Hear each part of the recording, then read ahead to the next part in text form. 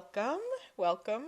I am really excited about today's episode. I have a special guest, and we're going to talk about trauma as it relates to pregnancy, to childbirth, to infertility and loss, and all of that surrounding maternal trauma, really, or parental trauma.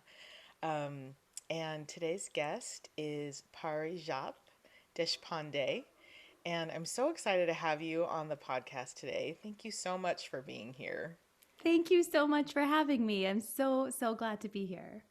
Absolutely. Tell the listeners a little bit about yourself and your journey and how you got to this place where you're helping moms and I'm sure fathers as well, but I know you're hmm focused on mothers. Give us some of that background. Yeah, it's actually very interesting because when I was a child, definitely younger than 8, because I remember what house we were in, I wanted to be an OBGYN. My best friend's father is an OBGYN, and I just loved hearing him talk about his work. And at that young age, I just knew I was not just going to be a doctor, which is kind of the message us Indian kids get a lot, but it was Sure. specifically OBGYN. And then I went to college and I tried Chem 1A and did not go so well. And so took a little bit of a detour and worked kind of through the fields of developmental psychology and then clinical psychology. And, I was working and teaching up at my alma mater and practicing at the local elementary school and through community agency and all of that. But there was always a piece of me that felt like I'm missing something. But I didn't know how to do that quite yet. I was still early in my career and still figuring it out. And then very quickly, my entire career came to an abrupt stop because I went through my own personal journey of infertility and loss and a very high risk pregnancy and an extremely preterm delivery. And it was that personal experience that actually lit the light bulb for me and kind of connected the dots and went, this is how you're going to do it. Because one of the many lessons I learned along that journey is that there are significant gaps, both in the medical system as well as the mental health system, on how to support somebody like me who is wanting to know how to stay pregnant. How do I help myself not lose this baby too? And, it came down to this moment. I was probably somewhere between 14 and 16 weeks pregnant. I'd already been on bed rest for 10 weeks by that point. Things I'd already developed, I believe, 2 or 3 complications by that point. It was not going well. And I remember thinking, if I'm really anxious all the time, I'm terrified all the time, naturally, because I'd already experienced a loss. Of course, I wanted to stay pregnant with this baby, bring this baby home. And I remember thinking, if I went to see somebody like me, I know what they would say. And now, as the patient, I know that's not what I need. I don't need coping strategies. I want to know how to stay pregnant and make sure that my anxiety, my fears are not impacting my health. And that really came into play when I was admitted to the hospital at 22 weeks and 4 days, 3 centimeters dilated. The team rushed in the next morning. I was admitted in the middle of the night. They rushed in the next morning. They're doing the ultrasounds. They're really trying so hard to support us because what they had to tell us was really bad news. That despite everything, they didn't think I would make it longer than 72 hours. And that's just too early for this baby to probably survive. And I remember saying to them at one point, okay, give me everything. I say yes to all the medications and medical interventions. Let's see what you can do. But there's one thing that I have not been talked to about that I have a feeling is going to make a difference. Let me see if I can modulate my body to see if we can also extend that time. And they were so lovely. I love this team. I'm friends with many of them now. But at the time, they were just like, okay, sure. Sure, we'll let you do whatever you think you need. And so I tried. I used what I knew about my body, about the physiology of stress, and tried to do what I could, given that I was under heavy medication at the same time. But it worked because you could see it on the monitors. It wasn't just in my head anymore thinking this was working. Everybody walking in the room could see that it was stopping my contractions when nothing else was changing. I was on continuous medication. Nothing else was changing. And they gave me 72 hours and we were able to get 15 days. And that was just long enough to give him a chance at life. And I remember he was born on a Friday, and it was that Wednesday. It was an unusually quiet day in my room, and everything was just kind of chill. And we were all starting to have a little hope. Maybe we could cross the 25-week mark. Maybe it'll be okay. And in that quiet moment, I still remember that exact scene, the sunshine coming through the window. And I put my hand on my tiny little belly between the two monitors. And I said to him, I said, if we both survive this, I'm changing my career. And I'm coming back and I'm teaching women how they can help themselves stay pregnant, because nobody's doing this. And this is ridiculous that I'm having to try to figure it out on continuous magnesium, you know? So he was born 2 days later at 24 weeks and 5 days. We had a lengthy NICU journey. Very, very fortunate that he came home to us, and he, you know, several years into that, once we kind of got out of the immediate medical world and things started kind of coming down, and in terms of we had less people on our team and we had less appointments and less kind of things, and I could think again, that moment came back to me and I said, okay, I think I'm ready. So I dove into the research first to just make sure I didn't just make something up. This wasn't a fluke. Turns out there's 70 years of research that tells you the impact of stress physiology on pregnancy outcomes and maternal outcomes and fetal outcomes. And I took that as my green light, and here we are.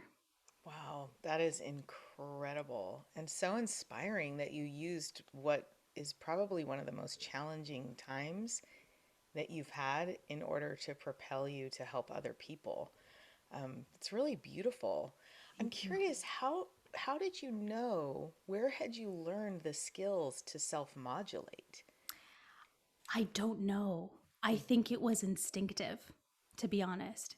It was not something I had learned anywhere in my clinical training.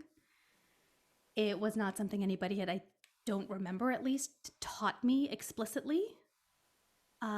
It was very much, I think, from a survival place of this is my last shot. So either I go inwards and figure this out, or he's going to be born and it's going to be one more baby I don't bring home.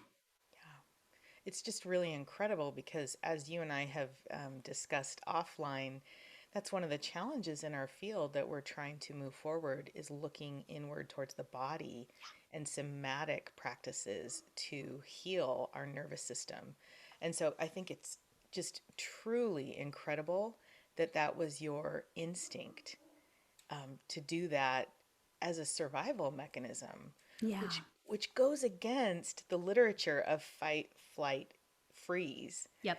And now, you know, we know flocking with women, particularly, but that's really such a, and I mean, and that was such a gift, wasn't it? Yeah.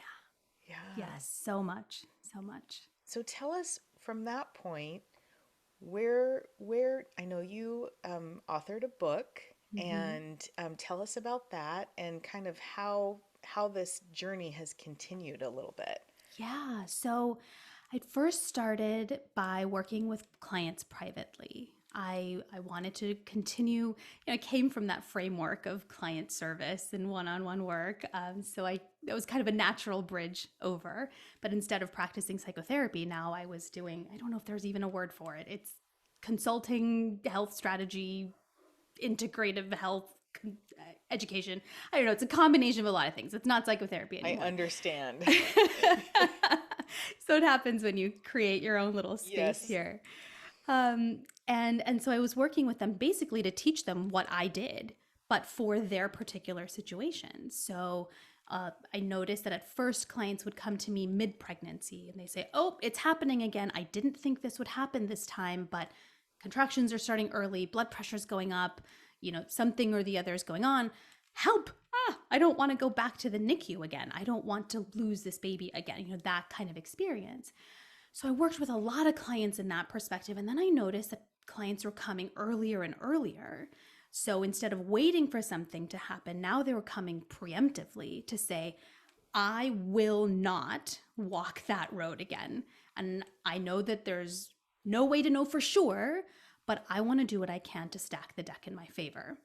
And so then I started working from preconception, which is what I do now. I meet clients at preconception phase, and we go all the way through 4 weeks of homecoming, which is my ideal because I remember how difficult the handoffs were. I was at the fertility clinic for how long? About 8 months or so. Long enough to feel at home there. They were my people.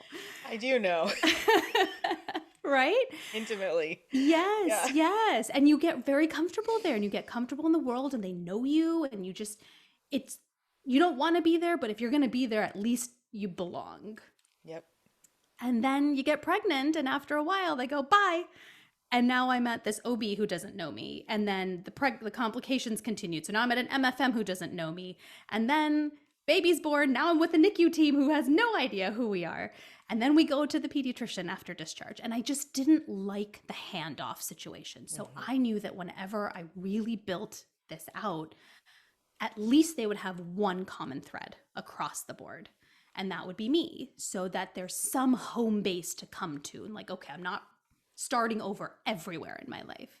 So that's where we are. And then I worked with enough clients to go, this is really powerful stuff.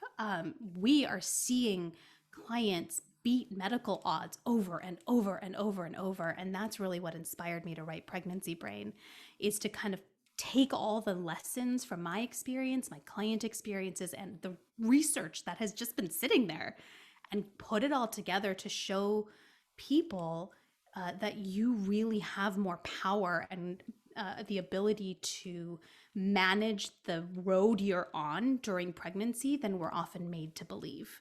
And that was really the intention of the book, is to inspire that and to show that it's not just some numbers that you kind of throw at yourself, because we're getting that enough. Now here's some actual practical guidance of why that happens and how it's possible across the board for so many different situations. Oh, that's wonderful and so needed. I did a master's thesis on maternal health in Tanzania Mm. probably 25 years ago. And at that time, I started looking into maternal health practices globally and was stunned by our rankings in the United Yes. States. Yes. And so I'd love for you to speak to that a little bit about the conception we have of our maternal health care and the data that we have, and where that disconnect, you see your work in that disconnect. Absolutely. I will be very blunt and say that our system is atrocious.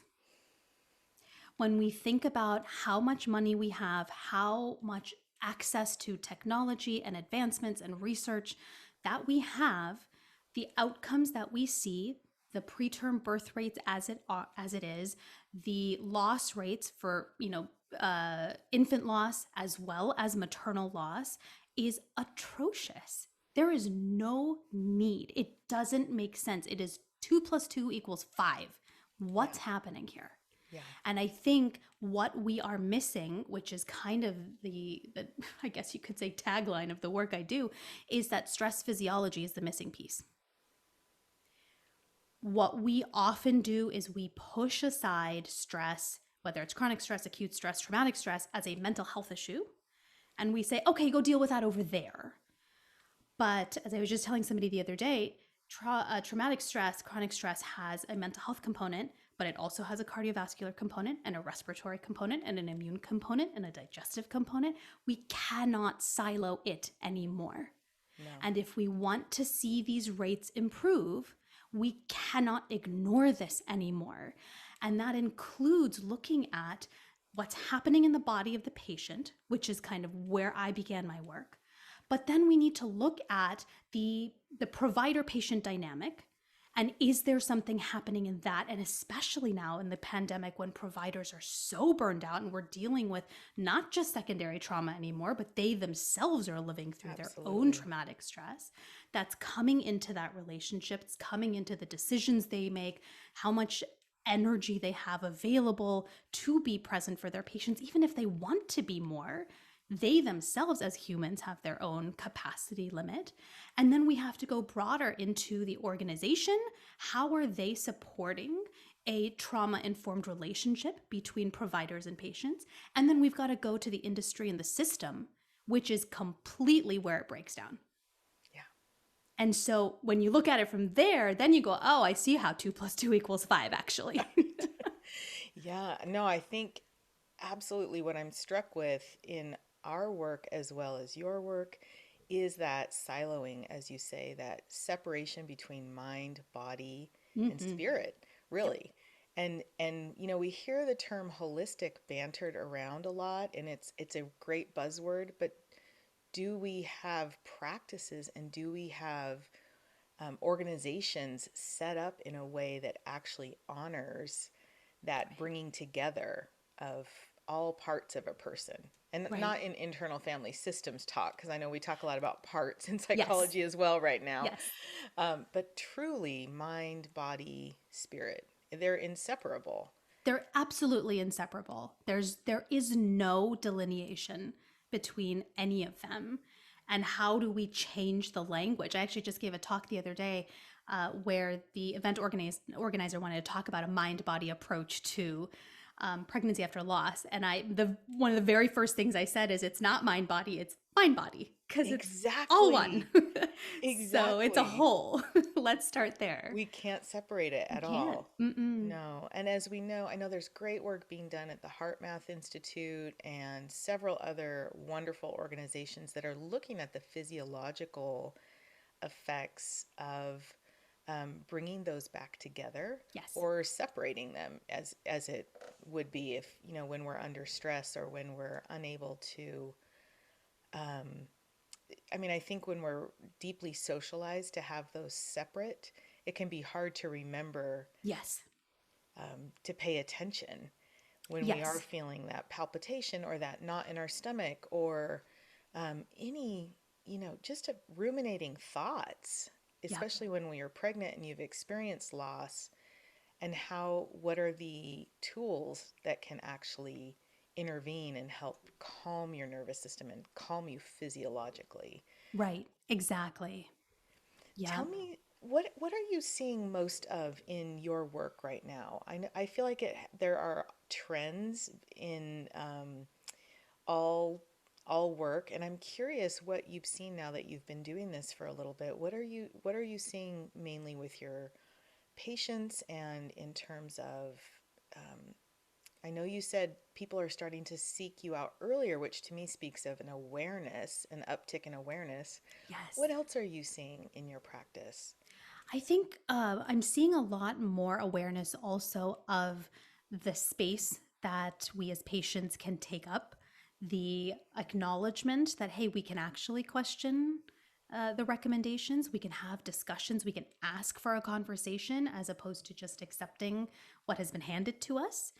Which is really, really cool. And I'm seeing that in the form specifically of when clients come to me and we begin our work together. A lot of it is started around rebuilding their team. And there's a really beautiful conversation, multiple conversations we have of reviewing what worked last time, what didn't work last time, and now where can we insert some choice for you? Mhm. Who do you want surrounding you this time? How can you build your village the way you want it to be built, to be supported in the way that you want to be built, which I think is really, really fabulous. And I think that the work that I do, it's completely hands off, meaning I don't manually manipulate a body. And I've always done this work virtually because I remember thinking when I was on bed rest from early in pregnancy, even if the person was next door, I couldn't have gone. So I wanted this to be as accessible as possible from the very beginning. And in doing that, I'm able to teach clients how to then modulate their own bodies without the need of anyone or anything else, which turned out to be really helpful in 2020 when no one else was allowed to be in the room. And Yes. they lost all of their supports, which is a whole other conversation and how terrible that decision was. But it really shows, I think, and people are being very receptive to this idea of, wow, I really do have a lot more power, and I'm ready to own that and accept that and acknowledge that and then use that to my benefit so that I don't become another statistic again. Absolutely. That's really heartening to me. I Me love too. that. And just seeing self advocacy Yeah, coming into that space is definitely. wonderful. Do you tend to work mainly with women who are pregnant right now, or do you also work post pregnancy with people who have experienced loss? What's your kind of your breakdown of people who are coming to you? Primarily, I am working with people from preconception through homecoming. Okay. But in the last like 18 months, I have had many more people reach out and go, I'm not pregnant. I don't think I'm going to be pregnant again, or I'm done growing my family. But I can feel like my body is really messed up in their words, right? If something's happened, after preterm delivery, after pregnancy complications, sometimes after a loss, I've done all the mental work, I've done all the cognitive work, but I just keep developing all these new health issues and nobody can figure out why. Sure. And so that's kind of picked up, I would say, in the last 18 months or so, maybe even 12 months. And I think it's partially due to the pandemic as well. Is it's Sure. not just that experience, but that it's that experience within the context of a global pandemic and all the stressors that came with that. So, yeah, it's expanded a little bit. That's wonderful. As I was thinking of my own experience of having, I think every single one of my children were born prematurely. Mm. And, hospital bed rest and at home bed rest and all of the same, you know, fertility treatments. And it sounds like a very similar journey. Yeah. And while I have sought mental health care for all sorts of other things, I don't know if I've ever gone in specifically to talk to someone about that Mm-hmm. as part of my journey and healing that. And I just like, think it's really interesting, and it speaks to almost a shoving down of that's over. Yep. Yep. And I'm open about all other trauma in my past, especially in childhood, etc. But it's fascinating that even me, who's working in this space, has that disconnect of, oh, okay, well, now the baby's here and we managed to, keep him alive. And yeah, that was hard, and not really even, I never even considered I could go to process that with someone. Yeah. Yeah. Isn't that interesting? I think it goes back to just generally the siloed care is fertility treatments, check, done. Pregnancy, check, done. High risk pregnancy, check, done. NICU, check, done. And we just kind of stop it. And so then baby comes home and it's like, check, baby's here. And we just don't acknowledge the common kind of thread along the way that becomes a lifelong thread for not only our health, but then the health of our children and the health of the people around us. Not to add extra overwhelm to say, oh, well, mom's responsible for everything. But because we are social beings, we are going to be taking from each other in all of these different ways. And I think it's just really unfortunate that the system is set up that way, that we just kind of have this, even as you said, as somebody who works in this field, there is still a sense of doors closed. Yeah. Anyway, moving on. Yeah, that was super hard, Yeah. and I've Yeah. actually had harder. Yeah. Yeah. um, which, that speaks to a whole nother way that we're socialized of kind of shoving it down. Yep. But I'm also super interested in, I guess, skills, practical skills, because I love when, I'm kind of a doer. And so when I recognize an issue, I love to have a skill set to then address the issue. And I was wondering Yeah. if you had one skill that you could teach our listeners, that you teach your people to help them. Yeah. So I will say that I don't teach tools actually. Ooh, tell Be- me. yeah. So from a trauma sensitive lens, what we are looking at is not something to calm the nervous system down. What we have to look at is figuring out what state our nervous system is functioning in, Hmm. match that, and then alter everything around it so our nervous system does not have to function in that state anymore. And so I think a lot of what we hear on social media and pop culture is take some deep breaths and kind of do the box breathing or look for, 15 different colors. And I'm like, whoa, it really doesn't have to be that complicated. We've got to match where we are first. And one of the things I love about the work that I do, I just get so excited about it, is the approach to the nervous system and the body from a sensory and a sensory motor perspective. Because it's kind of like the secret back door where, it's a little farther back in the house, it's a little farther away than you want, it's kind of dark, but it's really the fastest way into the body in the gentlest way possible. So if I had to give one for today, I would say get curious about which of your 5 external senses have gone offline.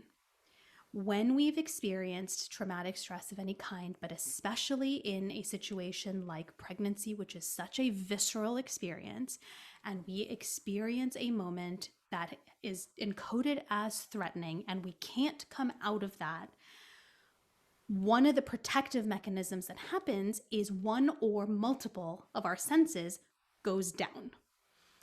Which one? And get really curious about it, investigate a little bit. And I'll tell you, just as an example, many, many times my clients are like, I don't really know. Totally fine. Let's play. Let's just get curious about it. And so they go back into their daily lives and they're checking it out. And almost always the next call is, I never realized I don't taste my food. Oh, wow. And I'm like, yeah, tell me more. And there's a difference between actually tasting it in that moment versus relying on a somatic memory of what you know that thing tastes like. Yes, absolutely. And so you hear, right, that we're not going in to fix anything yet.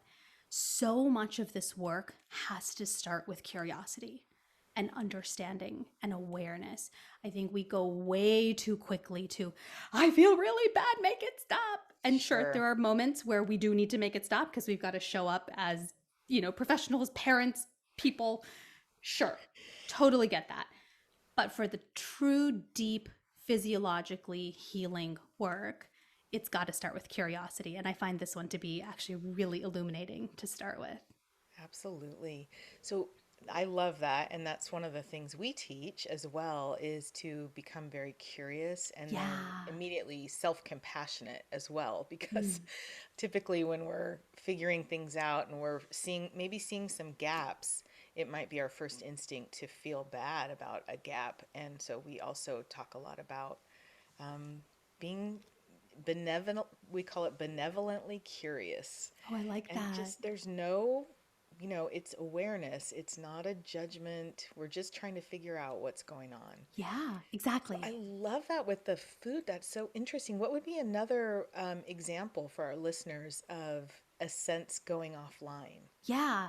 Another one that's really common is tactile. So, you feel things, but you realize you don't really feel them as strongly as you normally do or normally did maybe prior to. And that's if you can remember, right, from a few months ago, a few years ago. And getting really then curious about, is it a particular texture that's harder to feel? Is it a particular part of my hand where it's difficult to feel? I often see that fingers are harder to feel, but I can feel a little bit more in the palms of my hands, something to that nature, of that nature. So getting curious about, is it a particular texture? Is it a particular temperature? And oftentimes when clients start to get curious about that, immediately they start connecting it to, oh, I remember when I was in the labor and delivery room and they put the IV in and it felt cold. And now it's like I can't feel anything other than ice because my body has literally changed the threshold of what I am capable of sensing from that Sure. tactile sense, for example. Oh, that's so interesting. And is this coming out of polyvagal theory and vagus nerve, or where the body of research that you found that was indeed, 70 years old? I would love to know. I mean, probably my listeners might not look this up.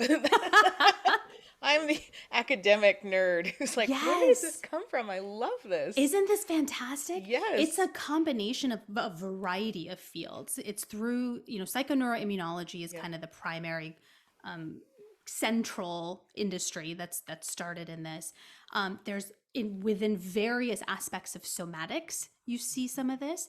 And then I'm finding a lot of really interesting research inside of occupational therapy and the Yes. access of sensory and sensory motor systems into the body, which I'm just like completely enamored with. You're the first person I've heard say that. Yeah. And yeah, we do a lot of OT things in our family Uh huh. because of having children with special needs who have gone to occupational therapists Yep. and just found a lot of wonderful little. I was doing this because one of the things we do is a rhythmic tapping, Uh and I huh. am safe and sound. Yes. I am safe and sound. And that's really, it can be really helpful for our child with autism, Yes. but it's useful for everyone. It really is. If I can just then take that nerd out for just one more minute. Yeah, please do. I think there's a couple of other benefits to that too. One, which I find to be kind of the primary benefit, is we don't go into the parts of the body that are carrying the traumatic stress right away. That's just going to overload the body. But if we can create these supports in these other ways by activating the external senses, then going into the internal senses and really boosting up that sensory system, it's like we talked about, there's no delineation of mind, body, spirit. There's no delineation of parts of our body. And so if you can support one without ever re-traumatizing, re-triggering, you don't even have to tell me what happened. You Yep. boost one up, the rest will follow. And I Yep. find that to be so cool because you get over that initial hump of accessing your body, which I recognize is a very steep hill. It is a steep hill. It is the hardest part of our work together. Once you've got it, the benefits are not just in the sensory system. It's not just in your muscles and your joints and your tendons. It's everything starts to come back up and you Yeah. go, "Oh, that was so worth it. I Yeah. can see it working now." And the second piece is, especially in the pandemic, when I think everybody's under such tremendous levels of stress, I'm noticing so many more people coming to me saying, I feel lightheaded, I feel dizzy, I'm losing my balance, and everything else is checking out. And it really, again, speaks to we start with external senses, but these internal senses, that vestibular system is significantly impacted by traumatic stress and by stress physiology. And so if you think of it as that, what else is being impacted? And I think it finally gives answers It where does. we haven't been able to find any. And when we can follow physiology, we can follow the human body and how it needs to complete that stress cycle, it just gets better Hmm. so much faster than you can imagine. Yeah, that I think that's the miracle of it. It's like a Exactly. key to a door that we have been cutting down, we've been pounding on, we've been trying to light on fire, we've been trying all sorts of things to get in. Yes. And Yes. it's a key. Yeah, And exactly. I saw it was such a miracle to see how it functioned in my son, because I went to every OT session. So um, it just in several short, I can't remember. I think he went for maybe 4 to 6 months, once a week. And, the first couple times I thought, this is silly. Like she's tapping on things, she's having him do these, it was almost like a yoga class. And this was quite a while ago before I realized the significance of the mind body connection. But it produced miraculous results, truly, Yes. Yes. where he was able to balance, where he was able to walk without leaning, just, and then it cascaded into calmer behavior and less meltdowns Yep. And so I am a huge believer in using the principles of OT in Yep. this work as well. So Yep. I absolutely love that you said that. Yeah, it's just blown everything wide open and I have a lot of fun teaching it. And it's just really neat to see exactly what you and I experience watching our children, to Mhm. see that for our clients and see, oh, they're really seeing the benefit very quickly. Because I'm really of the mindset of you've been through enough.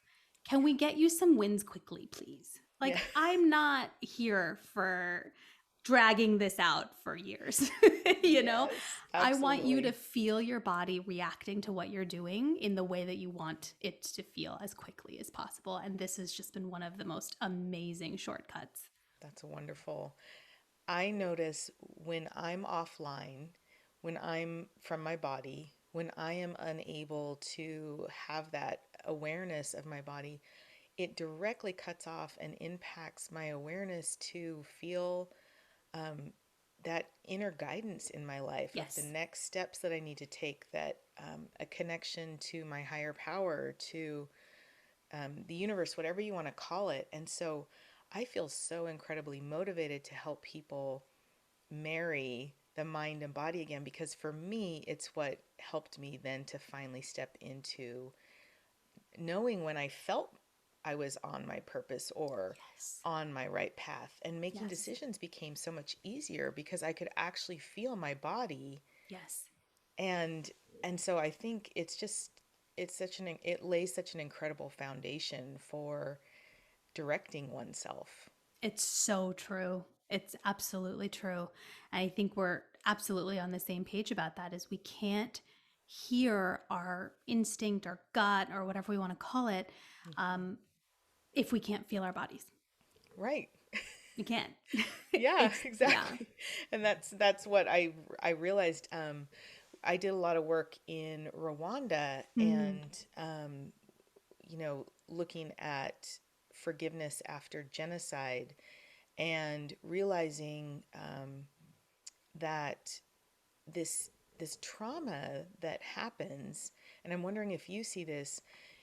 Research is now showing that it can, because of epigenetics and how our genetic expressions will change, it can now go down 7 to 8 generations if it's hmm. left unresolved. Yes. Yes. And so, one thing I want to just encourage people to do, especially if not for themselves, to look at the ways that we are being impacted by things that happen in the past, not to dwell on them and not to stay stuck, Yeah. but in fact to catapult forward and to really protect those who come after us from that genetic imprint being expressed in a way that's not going to serve them. Yes. And I know you've been doing this work less than a generation, but I can't wait to um, see what this type of work does in order to help the babies that are being Yes. born through this process. Yes. I mean, yes, exactly. It's still so new, but anecdotally, at least, I'm hearing some incredible, like, it brings tears to my eyes, stories of what it does for babies' health. So far, we've been able to keep almost all babies out of the NICU, which has been amazing. Oh, that's And that in and of itself is huge. And what it does to that initial attachment period and that bond, because both parent and child are completely available, that state of the nervous system is matched with each other to be able to create that. It like blows my mind when I get updates yeah. from clients months later and even down to like 1, 2 years. They're celebrating their birthdays, going to preschool, and like just telling me like how much of it makes a difference for them. Wow. And how much that it's carried on for so long already. So I'm very excited to see what this does to the Uh, next generation I too. am too. I really am. And I just wish I would have had you back in the day when I was going through this. Because, here we are years later, and those babies that were born to us and had to spend a lot of time in the NICU, we're working on their nervous system Yep. still. Yep. as they're Yep. teenagers and looking at EMDR and looking at other ways to help them reconnect, because that critical attachment period was disrupted. Yep. And it Exactly. kept them alive, and we're super Yes. grateful. We would Yep. rather have this than the alternative. Yes. But I think your work is so important, and I'm so honored that you would come and talk to me and to our listeners today about your work. Where can we find you? Where can I point my listeners to? Oh, sure. My website has links to everything. So, how to work with me, workshops, courses, my book, my podcast, all of that is at parijatdeshpande.com. It's my full name.com. But if you want to come hang out, I am on Instagram primarily. You can find me at healthy.highriskpregnancy on Instagram. Wonderful. Thank you so much again for your time. It was just so lovely to talk to you, and I really, really appreciate it. Likewise. Thank you so much, Amy.